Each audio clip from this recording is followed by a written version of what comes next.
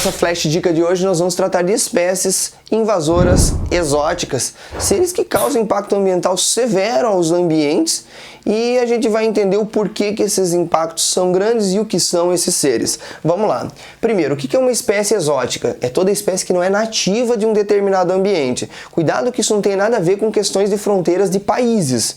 Por exemplo, existem espécies que são nativas do Brasil, que podem ser nativas do Paraguai, que podem ser nativas na Bolívia, beleza? Não tem a ver com questão fronteiriça de país.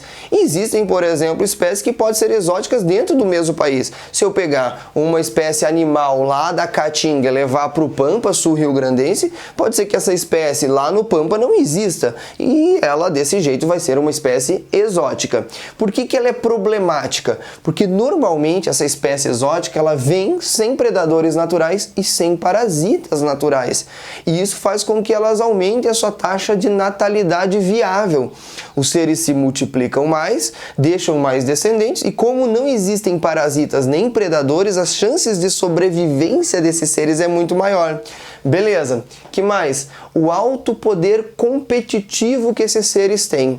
Como não tem predador, como não tem parasita, a chance desse camarada se dar bem dentro de um ambiente perante os seres que são nativos é muito maior. Eles aumentam a sua capacidade competitiva e com isso suprimem espécies nativas. Quando que esse problema é agravado? Em duas situações mais importantes. Primeiro, quando eles têm padrão de alimentação generalista, quando eles comem de tudo. Tem seres que são muito restritos a tipos de plantas ou tipos de animais na sua alimentação. Os seres que têm potencial de invasão são seres que se alimentam de mais coisas, que têm potencial para se alimentar de coisas diferentes. Então, por exemplo, a rã touro, que foi trazida lá dos Estados Unidos para o Brasil, na ideia de fazer ranários, na década de 1980, foi solta. Essa ideia de comer rã não caiu no gosto brasileiro, a galera soltou essas rãs no meio ambiente e esse bicho come absolutamente de tudo.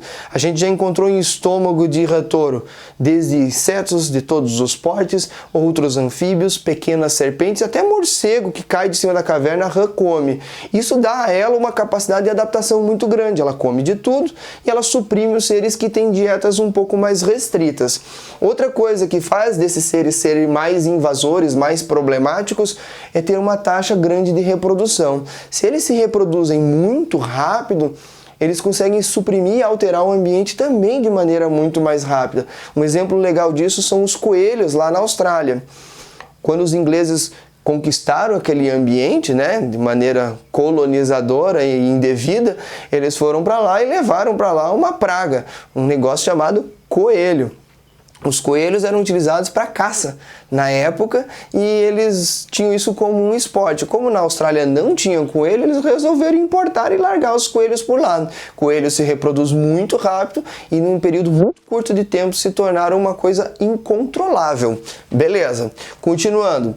Se esses seres têm todas essas características, a gente acaba dizendo, isso é uma expressão importante lá para o Enem, que eles possuem baixa pressão seletiva. O que quer dizer isso? A seleção natural atua sobre todos os seres. Quanto mais frouxa for essa seleção natural, mais os seres estão adaptados, mais eles se multiplicam. E a gente diz que seres invasores têm baixa pressão seletiva comparado com os seres nativos, que têm predadores naturais, que têm parasitas naturais, e que muitas vezes sofrem forte pressão da seleção natural. Agora alguns exemplos importantes para vocês. A rã touro, vinda dos Estados Unidos, o javali africano, o escargot africano também, o mexilhão dourado. Esse mexilhão que inclusive vem em águas de lastro de navios que saem de um continente para outro. E outras duas espécies importantes, agora vegetais, é o pinus e o eucalipto. Plantas que aparentemente são inofensivas podem ter potencial devastador muito grande, principalmente essas duas, porque as folhas dessas plantas, quando caem ao solo, elas liberam substâncias que são tóxicas à germinação de outras plantas e ao desenvolvimento de algumas gramíneas. A gente termina a nossa aula por aqui. Eu espero que você tenha gostado. A gente se encontra na próxima Flash Dica. Tchau!